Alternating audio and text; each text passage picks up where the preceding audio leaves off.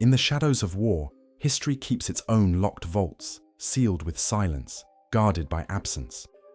What was carried in those convoys, buried in mountains, whispered across abandoned airfields, is not written in textbooks, but in fragments, in erased margins and blacked-out files.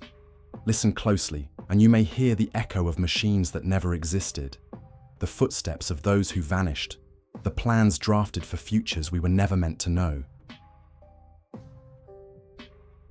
In the surviving records of the British Admiralty, the month of April 1944 is marked by a set of intercepted transmissions from the German Kriegsmarine. Filed under the routine ultra-naval intercepts at Bletchley Park, one entry stands out, a reference to Unternehmen Goldfish, Operation Goldfish. The term appears only 3 times across the decrypted traffic, never accompanied by the usual convoy designations, no grid coordinates, no U-boat identifiers. It was simply noted that 6 submarines were ordered to depart Bergen, Norway, between 18 to 20 April, under direct supervision of the 2 Unterseebootslehr Division, with special freight, designated by the SS Führungshauptamt. After that, the transmissions went silent.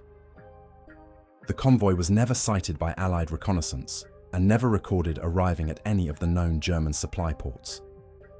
Post-war, the mystery was compounded when the captured Kriegsmarine archives in Flensburg were combed for details. The standard Kriegstagebücher, war diaries, of the U-Bootwaffe make no mention of a 6-boat movement from Bergen in mid-April. Instead, the pages covering those dates were missing, replaced by sheets marked Anlagefehlt, Appendix, missing. Allied naval intelligence officers attached to the Royal Navy's historical section noted this as unusual, given that most records, even of failed missions, had survived the scuttling of files at the war's end. The 6 missing logs were never recovered. Fragments of testimony emerged from Norwegian civilians.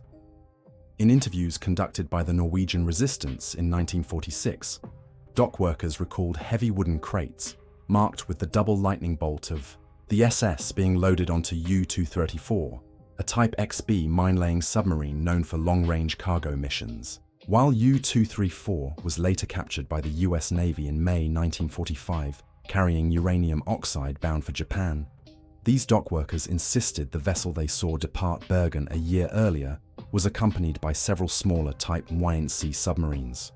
A Luftwaffe pilot, Unteroffizier Karl Mertens, debriefed after his capture in 1945, stated he escorted a convoy of ghost U-boats south of Jan Mayen Island in thick fog before returning to Trondheim. He claimed their orders were to vanish into the Atlantic under absolute radio silence. Theories proliferated in Allied intelligence files. The Office of Naval Intelligence, ONI, drafted a memorandum in 1947 suggesting that Operation Goldfish was an attempt to deliver advanced materials to the Japanese Empire, circumventing Allied blockades. The reference to special freight was compared to the uranium found aboard U-234. The timing also coincided with increased Japanese appeals for technological aid as the Pacific situation deteriorated, yet no Japanese wartime records mention a rendezvous with German submarines in 1944. Historians reviewing captured Tokyo archives in 1952 under the US Joint Intelligence Committee found nothing to substantiate the transfer. The Soviet Union pursued the matter with equal secrecy. Declassified fragments from the Russian State Military Archive, RGVA, indicate that the NKVD interrogated dozens of Kriegsmarine officers about Goldfish. One surviving file, dated 12th of September 1946, records the testimony of Kapitänleutnant Fritz Lauterbach, who claimed to have heard of a phantom convoy that departed Bergen carrying metals that glowed and weapons too large to assemble in Europe. Whether his testimony was extracted under duress remains unknown, but it was noted with red pencil by Soviet intelligence analysts. The rest of the dossier remains sealed.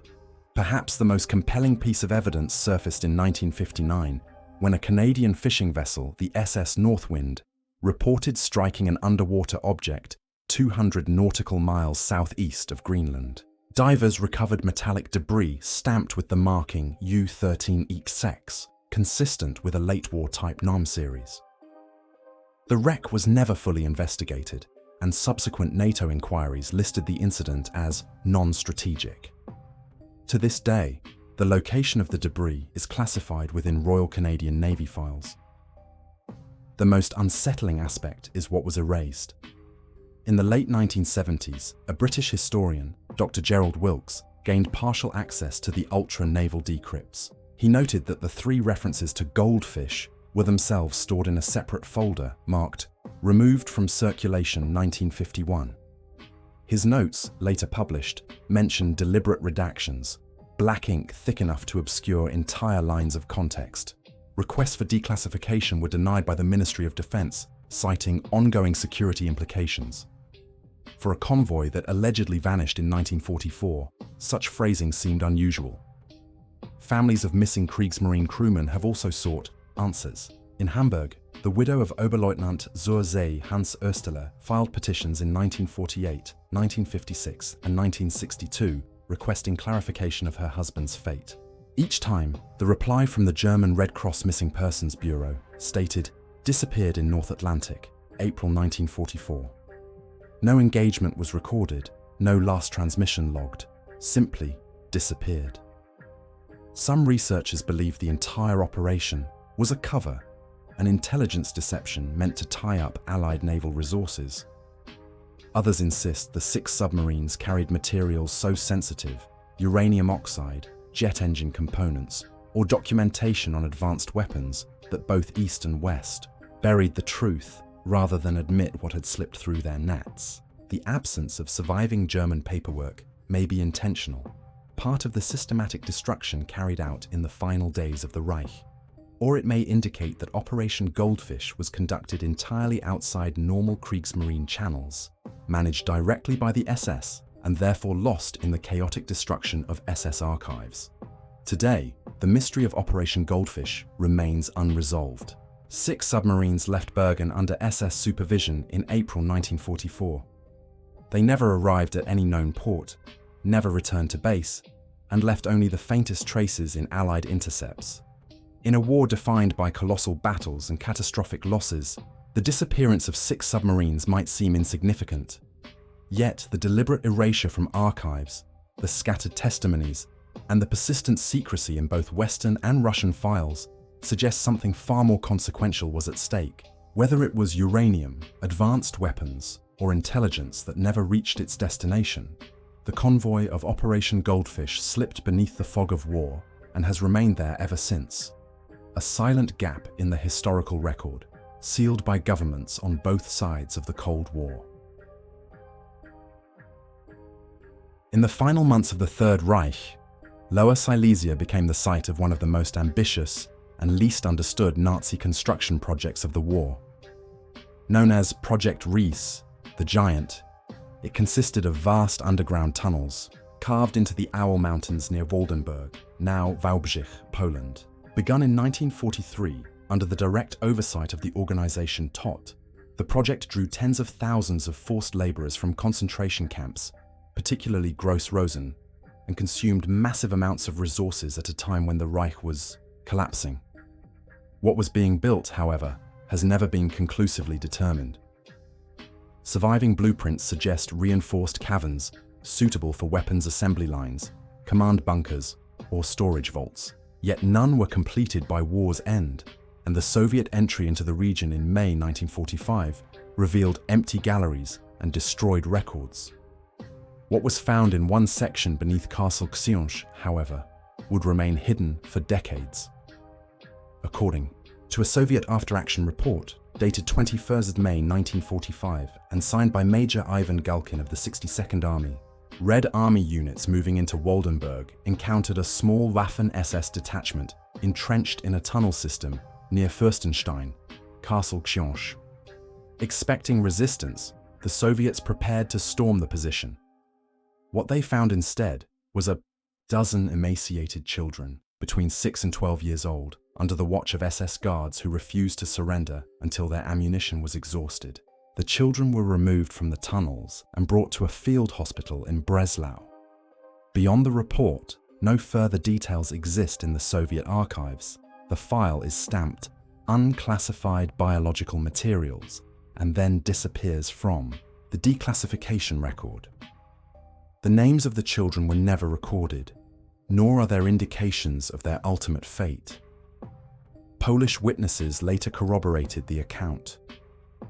In 1958, the Institute of National Remembrance in Warsaw collected testimonies from former laborers who had survived Gross Rosen and worked on the Riese tunnels. One prisoner, Stanisław Kowalczyk, testified that in late 1944, SS doctors and nurses began visiting the construction camps, taking small groups of children away from the barracks. Kowalczyk recalled being told they were orphans for a special project. He described trucks with covered windows arriving at night, escorted by SS officers in black uniforms, transporting children into the Owl Mountains. He never saw them again.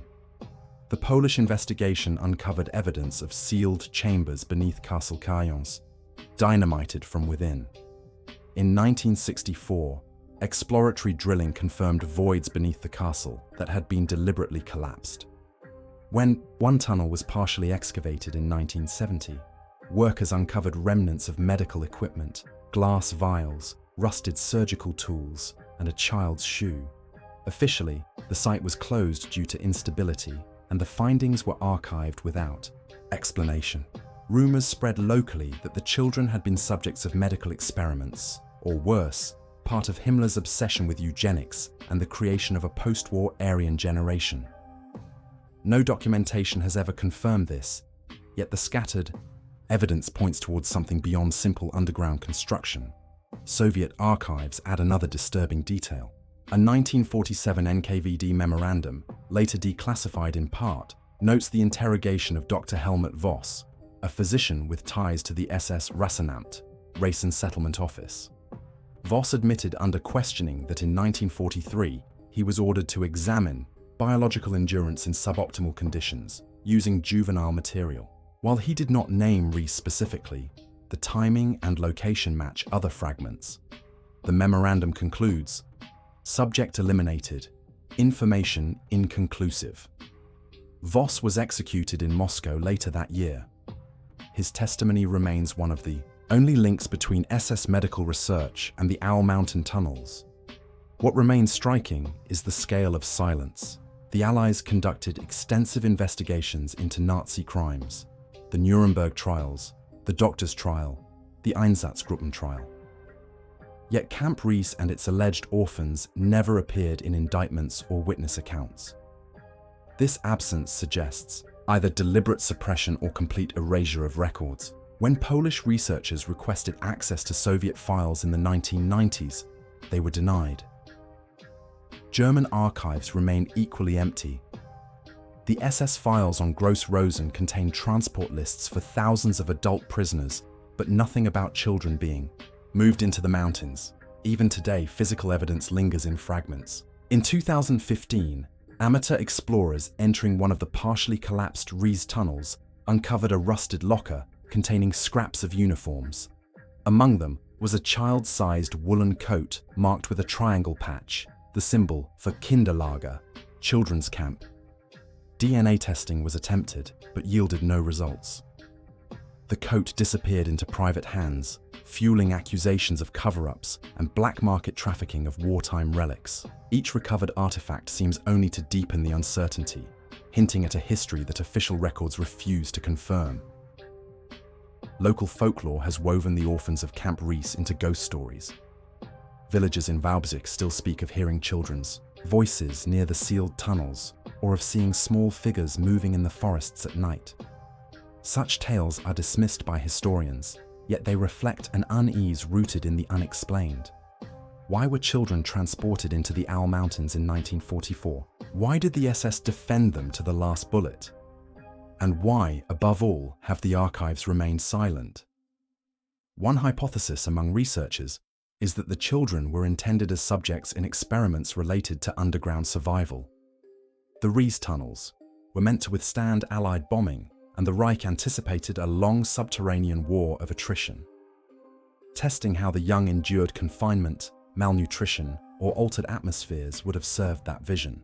Another theory links the orphans to Lebensborn, the SS program dedicated to breeding and raising racially pure children. Perhaps Riese was not just a weapons project, but a vault for preserving what Himmler saw as the Reich's future bloodline. No theory has ever been substantiated with full documentation. The story of the Orphans surfaces, disappears, and resurfaces again, always through fragments, testimonies, and suppressed files. The Soviet after-action report describing them exists, but cannot be traced to a broader case. Polish excavations revealed artifacts, but were shut down without explanation. Survivors spoke of vanished children, yet courts and tribunals never acknowledged them. The silence may be bureaucratic oversight, or it may be deliberate, an erasure deemed too damaging to expose during the fragile post-war years when Cold War alliances were being forged. 70 years later, the tunnels of Riese remain sealed, their secrets entombed beneath the Owl Mountains. The children taken there in 1944, whether test subjects, orphans, or symbols of some darker design, have no names, no graves, and no official history. They exist only in whispers of testimony, fragments of reports, and a lingering sense that the war's deepest crimes have yet to be fully unearthed. The orphans of Camp Riese are a reminder that not all atrocities are recorded in tribunals, and not all victims are remembered in memorials. Some remain buried, along with the tunnels that once hid them in the silence of erased archives. In the chaos of April 1945, as the Reich crumbled and Soviet forces surged toward Berlin, the skies above Central Europe remained perilous. Allied bombing campaigns had largely broken the Luftwaffe's back, yet reports surfaced of unexplained aircraft movements in the war's final weeks. One of the most intriguing cases came from radar logs preserved in Czechoslovakia and fragmentary Allied intelligence files. The appearance of an unidentified Luftwaffe squadron over the Oder River Valley during the night of 20 April 1945, Hitler's last birthday. According to the radar station at Brno, Czechia, then part of the Protectorate of Bohemia and Moravia, multiple blips were detected moving west at 2300 hours. Operators noted speeds consistent with Ju-88 or He-111 bombers, though no corresponding flight plans had been filed, and the Luftwaffe's operational strength in the region had been virtually extinguished. The Czech logs, preserved in the Moravian Provincial Archive, contain a handwritten note. Unknown Staffel. No IFF response except for obsolete codes. This detail suggested the use of identification friend or foe transponders that had been deactivated months earlier, raising immediate suspicions of deliberate deception. The Brno report was mirrored by testimony collected by US Army G2 intelligence. In 1947, a declassified summary, file reference JIC 46 Europa, Minsk, describes interviews with Czech villagers near Ostrava who recalled hearing aircraft overhead the same night. Several claimed parachutes were sighted descending into nearby forests, though no crash sites were ever found. These villagers described the engines as numerous and continuous, not a single plane, but many. US analysts nicknamed the group Phantom Staffel 216, though no Luftwaffe records exist under that designation. To understand the significance, one must consider the state of the Luftwaffe in April 1945. By then, the last operational bomber, wings had been decimated. Fighter units such as JG-52 still fought desperately on the Eastern Front, but large bomber formations had ceased to exist. The suggestion that dozens of bombers could take off, form a squadron, and fly in radio silence across contested territory seemed impossible. Yet the records remain. German documents recovered at war's end provide only silence. The surviving war diaries, Kriegstagebücher, of Luftflotte 6, which operated in the region, contain no entry for 20th April. In fact, the entire week is marked as keine Einsätze, no missions. Researchers examining the Flensburg archives after the war found several instances of missing pages during April 1945, particularly in bomber group files. Whether this absence reflects last-minute destruction or intentional removal is unclear. Soviet sources are equally tantalizing. A file in the Central Archives of the Ministry of Defense of the Russian Federation labeled Case 422, Unknown Air Movements, April 1945, includes radar observations from Soviet posts near Breslau. These logs mention multiple targets, westward vector, altitude medium, on the same night. The Soviet commentary speculates about an attempted evacuation of high-ranking officials by air, possibly fleeing Berlin before the Soviet encirclement closed. Yet no such evacuation was ever confirmed, and no captured German officer admitted to knowledge of the operation. The question then arises, where did the squadron go? If dozens of bombers flew westward on 20th of April, they left no trace in Allied air defense reports over Germany. US 8th Air Force night fighters recorded no contacts. The RAF Bomber Command's interception logs for that night contain no mention of unidentified Luftwaffe aircraft. Either the squadron evaded detection completely, a near impossibility, or it landed in an area never disclosed. Testimonies from prisoners add further shadows. In May 1945, an SS officer captured near Prague, Obersturmführer Heinrich Schultz, claimed to have been assigned to escort a group of special passengers to a remote airfield near Brno. He described Ju-290 transport aircraft, rare long-range planes capable of flying to Spain or even the Middle East, standing ready on the runway. His account, preserved in US interrogation report CSDIC WEA 2346, was dismissed at the same time as delusional. Yet the date he gave, 20th April, aligns with the radar sightings. If true, this suggests the Ghost Squadron was not a combat force, but an evacuation flight. Possible destinations could have included neutral Sweden, fascist, Spain, or even Argentina via intermediate stops. None of these routes have ever been substantiated by flight logs, wrecks, or survivor accounts. The theory that high-ranking Nazis escaped Berlin by air persists largely on folklore and conspiracy, yet the radar tracks and testimonies lend weight to the possibility. Another explanation links the squadron to destruction of evidence. As Soviet forces advanced, the Reich attempted to move or burn sensitive archives. Could these aircraft have carried documents, research materials, or even treasure looted from occupied Europe? No manifest survives, but US intelligence became obsessed with missing German files after the war, particularly those relating to advanced weapons research. The coincidence of an unexplained airlift during this period raises questions about whether some archives were spirited away under cover of night. In 1955, the Czechoslovak State Security Service, STB, reopened the case after villagers near Ostrava uncovered fragments of aluminum in a forest clearing. Analysis identified the pieces as German aircraft-grade alloy. No fuselage or engines were found, only scattered debris. The area had been heavily shelled in 1945, leaving open the possibility that the aircraft crashed or was destroyed on the ground.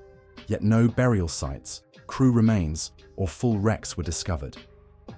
The STB sealed the file, classifying it as a foreign intelligence matter.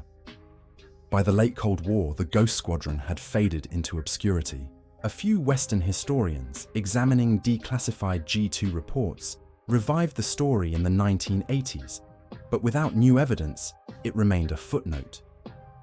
The Czech radar logs, handwritten and fragile, are still stored in Brno, available only to limited researchers. The Soviet Case 422 remains partially classified, and the testimonies, villagers hearing bombers, parachutes drifting into forests, an SS officer describing Ju-290s waiting on the tarmac, persist as fragments that refuse to form a complete picture. What lingers is the timing. 20 April 1945, Hitler's birthday, the Reich in its death throes, and yet, in the skies above, the Oder radar operators, villagers, and intelligence officers recorded the movement of a squadron that should not have existed. A squadron with no name, no mission, and no trace. Whether it carried fleeing officials, secret archives, or nothing more than the last ghosts of a broken air force, it disappeared into history as abruptly as it appeared. The Ghost Squadron remains one of the war's unsolved echoes, a formation that flew into the night and never returned, leaving only silence in the archives. When Germany surrendered in May 1945, the Allies were faced not only with a shattered nation, but with a treasure trove of scientific expertise and intelligence material. Operation Paperclip, overseen by the Joint Intelligence Objectives Agency, JIOA, became the most ambitious transfer of enemy assets in modern history.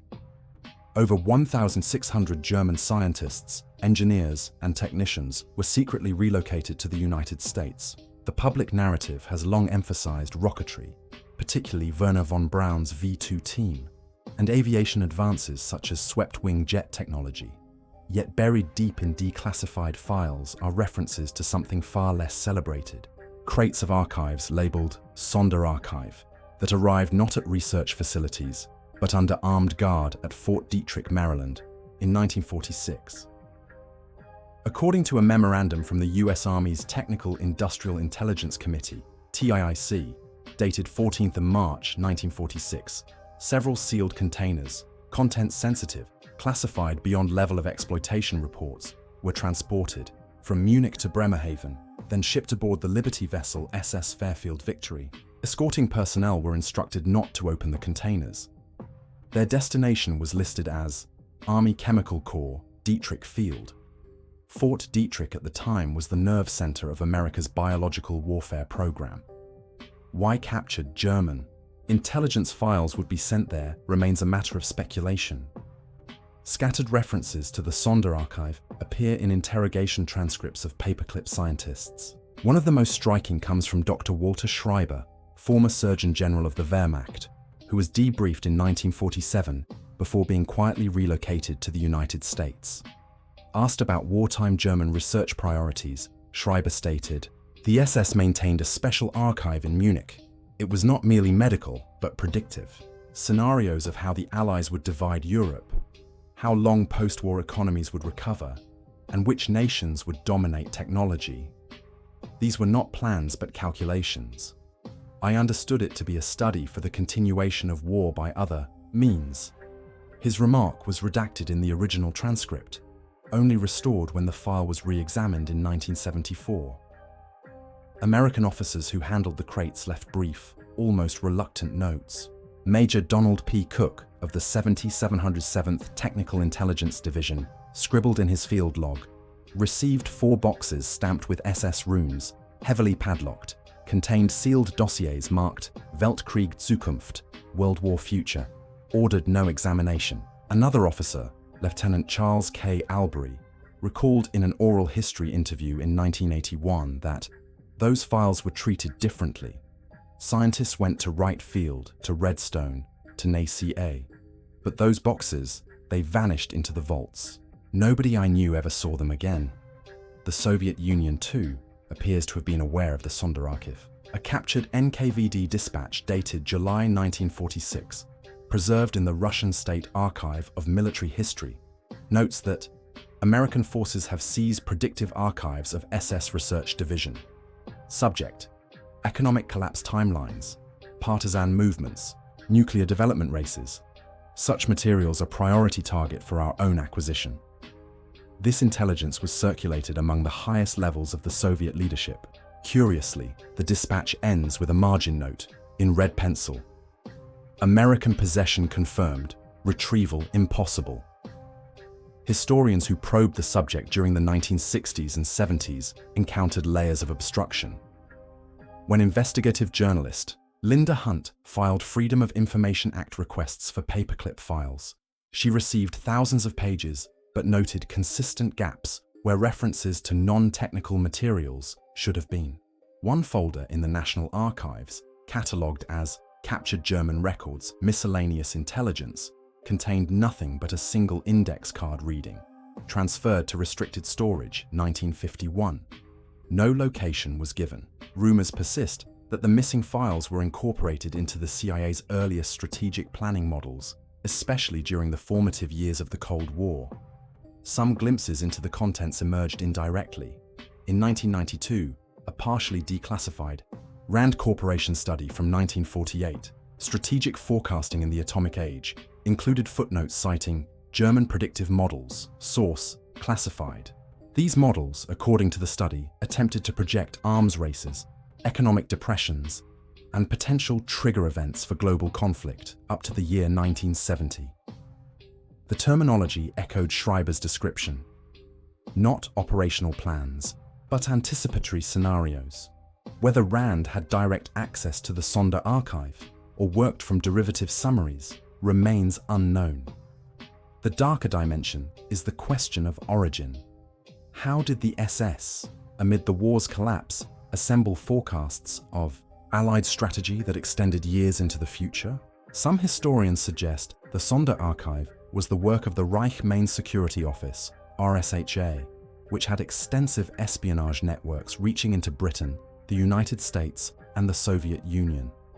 Others believe it was a fusion of intelligence, theft, and warped pseudoscience, statistical models created by SS economists and demographers who believed history itself could be predicted.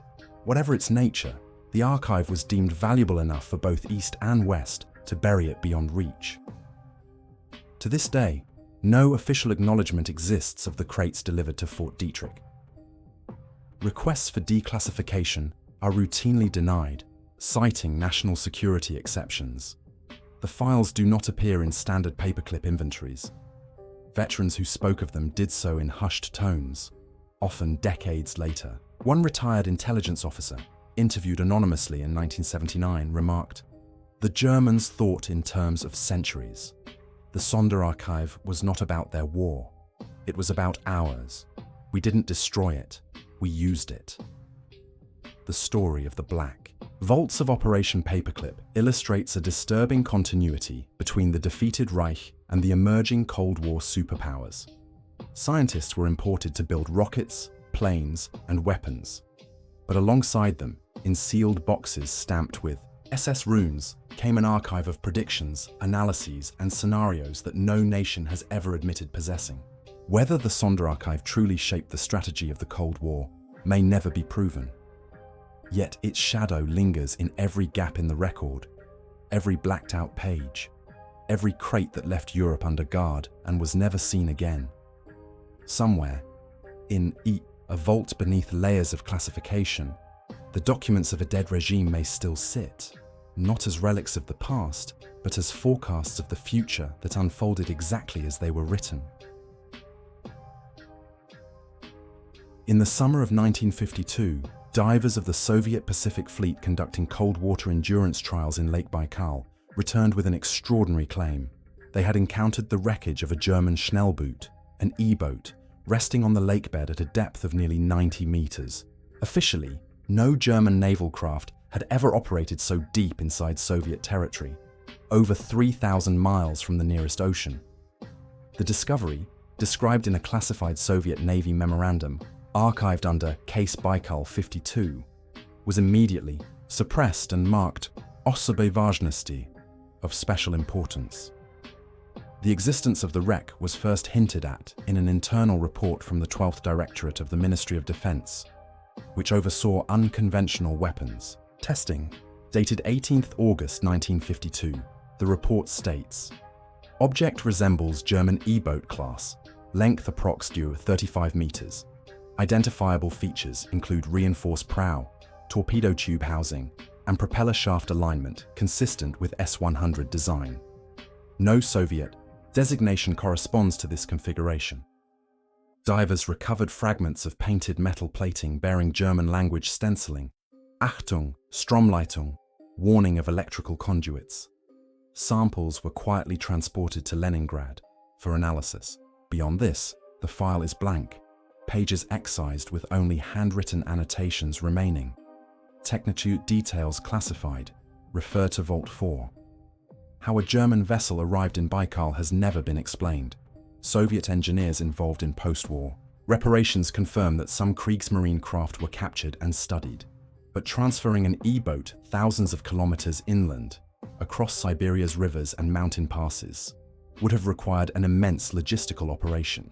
Declassified fragments of NKVD transport ledgers from 1946 provide a clue.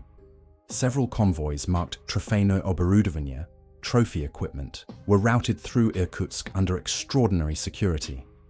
Witnesses recalled trains carrying covered hull sections, escorted by guards who warned locals to keep away. The stated purpose was hydrodynamic testing, though no record of such tests survives in open archives. The Cold War context offers further explanation. Lake Baikal, with its depth and isolation, provided an ideal environment for clandestine naval experimentation, shielded from Western observation. Documents declassified in 1991 confirm that Soviet submariners trained there with miniaturized craft and acoustic detection systems away from prying eyes. The presence of a German E-boat, whether intact or as a prototype hull, fits this pattern. Foreign technology dismantled, studied, and tested in an environment where reconnaissance aircraft could not intrude. Yet the very fact that the wreck remained recognizably German rather than reconfigured suggests it was sunk deliberately, perhaps after trials ended, rather than dismantled for parts. Western intelligence became aware of the anomaly years later. A CIA memorandum from 1960, declassified under the Nazi War Crimes Disclosure Act, contains a section titled Unconfirmed German Craft in Siberia. It references U-2 reconnaissance flights that reported elongated wakes on Lake Baikal inconsistent with known Soviet vessels. Analysts speculated about German high-speed boat trials, possibly linked to torpedo development or covert insertion platforms. The memorandum concludes with the line, "Further verification not possible due to altitude restrictions and local weather conditions." No follow-up reports have been released. Local law in Irkutsk and Listvianka preserves oral accounts of the period. Fishermen claim to have seen unusual patrol activity on the lake in the late 1940s, with entire sections cordoned off by naval boats flying NKVD pennants. One elderly villager interviewed in 1977 described a sleek craft, foreign-looking, moving faster than any Soviet boat across the lake one summer night. His testimony was recorded by Soviet ethnographers cataloging wartime folklore, then quietly sealed. Another resident spoke of strange underwater explosions in the early 1950s, officially attributed to seismic activity, but consistent with controlled demolition. The strangest aspect is the silence in official records. Post-war Soviet accounts of trophy technology are generally thorough. V-2 rockets, Messerschmitt jet prototypes, Panther tanks. Yet not a single public document mentions a German E-boat transferred to Siberia. When researchers from Moscow's Institute of Military History requested access to Case Baikal 52 in the 1990s, they were denied. Archive staff confirmed the file's existence, but cited classification extending to the year 2045. Such longevity suggests either the presence of sensitive Cold War data, or that the Germans' role was more significant than a mere technical artifact. Speculation among independent historians varies. Some argue the E-boat was used to test high-speed torpedoes, adapted from German designs, precursors to the Soviet WWII Shkval, supercavitating torpedo developed decades later. Others propose that the craft was a vehicle for clandestine personnel, training possibly for inserting special forces into contested waters under conditions simulating the Arctic. A minority even claim it represented evidence of early Nazi-Soviet technology exchanges, preserved as part of secret post-war collaboration. None of these theories can be confirmed without the missing archival pages. The Baikal wreck resurfaced briefly in 1983 when seismic surveys by Soviet geologists again recorded metallic anomalies consistent with a 30-meter hull. Divers were dispatched, but no public report followed. By then, the Soviet Navy was heavily invested in submarine innovations, and the matter may have been quietly folded into classified programs. Locals recall the lake being sealed off for weeks, with helicopters ferrying equipment to isolated bays. Afterward, nothing was said. Today, Lake Baikal holds its secrets beneath kilometers of frigid water. The wreck of the German E-boat, whether intact or reduced to fragments, has never been recovered by independent researchers. The Soviet case file remains sealed, and Western intelligence has only fragmentary mentions of unconfirmed German craft. What remains is a haunting possibility that the war did not truly end in 1945, but continued in hidden laboratories, sealed archives, and silent waters. In the world's deepest lake, far from the battlefields of Europe, the aftershocks of the Reich and the Cold War converged, and then were buried. The silent war beneath Lake Baikal is not remembered on any monument, nor marked on any chart. Its only witnesses are fading villagers' memories, fragments of intercepted reports, and the divers who once surfaced in shock from the lake's depths. Their words were simple: "We found something that should not be here." And then the archive closed, the lake sealed, and history resumed its silence. The further one searches, the less certain the ground becomes. Archives dissolve into rumor, and rumor hardens into possibility. In every sealed chamber, in every lake too deep for daylight, lie truths that will not rest. Perhaps they were designed to wait, like traps set for the curious, or messages for an age yet to come. We walk past them unaware, while the silence around them grows heavier than any monument of stone.